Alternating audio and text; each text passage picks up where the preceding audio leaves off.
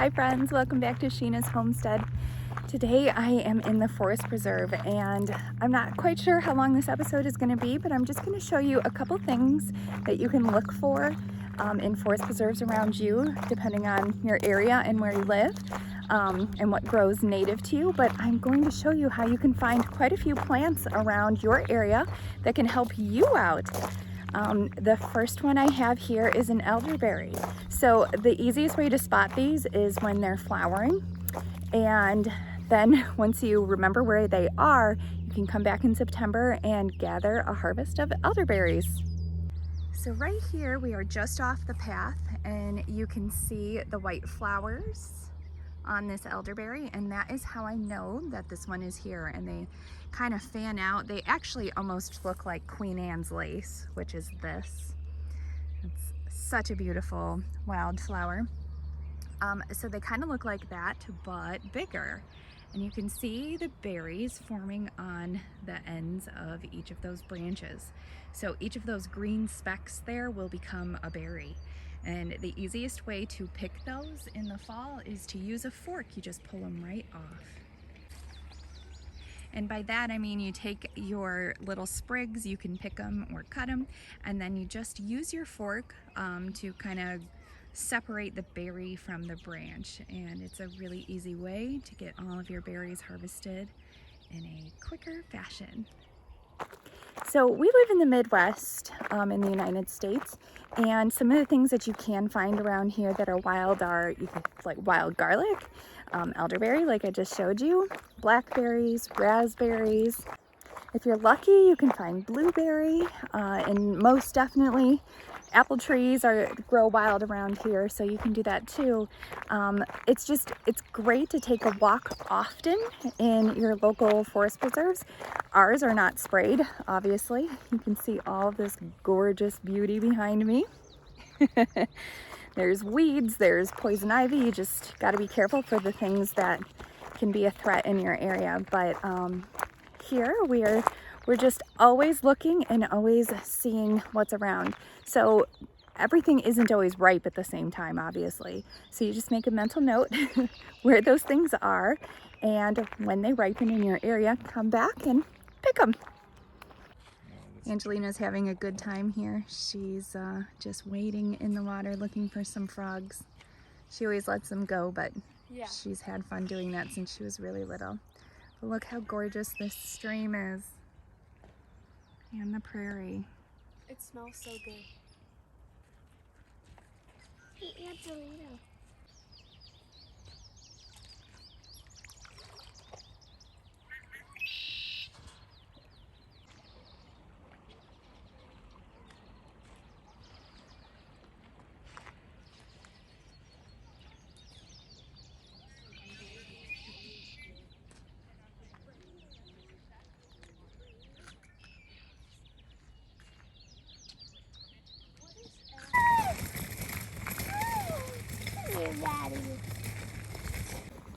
So here I have found grape leaves, and there are no grapes on these vines now because the birds have definitely gotten to them. But if you remember in your head where you found them, you can always come back next year and check to see.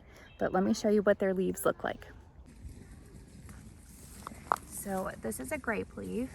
You can actually use grape leaves in your cooking process if you'd like to. I believe it's Greek food that uses grape leaves just to wrap up their food, just like well, for example, I know the Polish use cabbage leaves to wrap up some of their dishes, and you cook it in the leaf and eat the whole thing. So I will look that up for you, but you definitely can use them for that purpose as well. Here's another example of grapes, and here are some right there. Right here in the wild. And we've already found our next variety, and that is raspberries. We're just a couple feet away from the grapevine, and here we go. Let me show you. Oh, actually, these might be blackberries. Look at that. I have one right here. It is so beautiful. Look at that color. Just gorgeous. And look how many are here. In fact, some grapevines are wrapped up in there as well. But look at that. Oh, look, here's some grapes.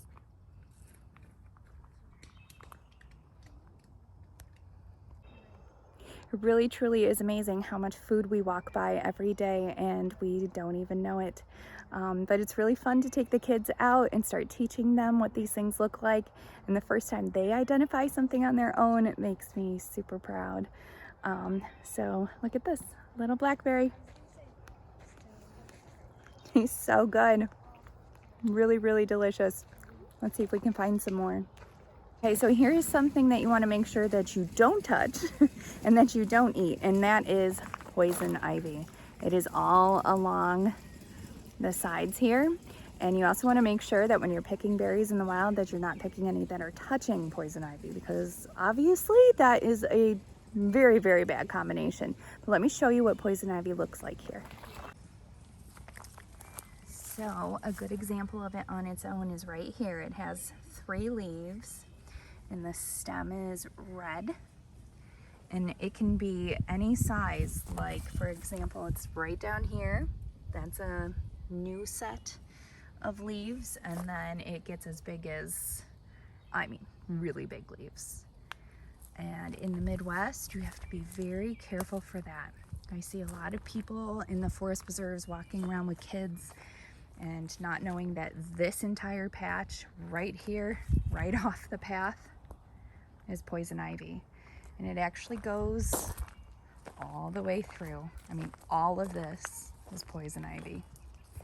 So it's really important to identify plants in your area, good and bad, and make sure you know which ones are which. And walking along this path right here, I noticed leaves that look just like my blackberries at home. And sure enough, here's a whole nother patch. Take a look. Look at that. It's so exciting. I love finding them out in the wild, but look, this is poison ivy. So you would have to be very careful which ones you pick here. Like, I would say this is a pretty good area to pick from, but I would not venture in because I can see poison ivy right there.